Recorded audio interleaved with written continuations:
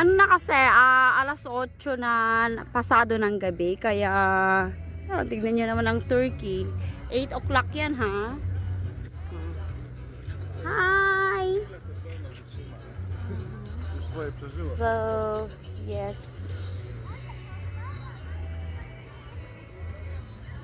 Magsiuwian na yung mga tao. Kami naman, ano lang. Ito naman yung pinakamalaking swimming pool ng hotel na to. Saan kami nag-stay. Dito sa Cebu. At dahil nga gabi na, wala nang nag-swimming.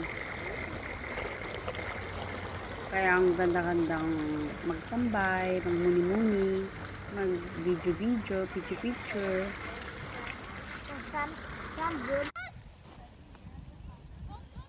Ito naman yung beach. So dahil nga gabi na, alas 8 na to. Ito din yung gabi ng may party sila sa football. Very much. May big screen sila. Tapos pag umaga, lalakad-lakad kami. The waffle place was like here. Okay, let's go. I like it. Kung saan kami pupunta. The restaurant is too early. The restaurant has just opened, I think.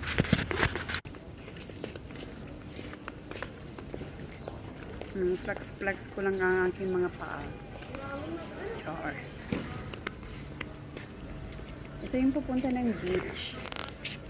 O, diba? Ang ganda-ganda. Tapos may mga punong kahoy, mga halaman. Very greeny. Kahit mainit ang panahon, ang ganda pa rin magtambay-tambay. Tapos may ano sila, water refilling. Hindi kailangan bumili ng tubig o bumili ng tubig. May machine sila to refill your water bottle. Nagbibigay din sila ng water bottle. May mga baso. Very friendly nature. Tapos pag Dahil nga dito tayo sa beach, kailangan natin ng sunscreen. $5. Kasi nga napakainit. Galing pa to sa Philippines. Kasi kailangan natin ng sunscreen to protect. Kahit maitim tayo, kailangan natin maitim.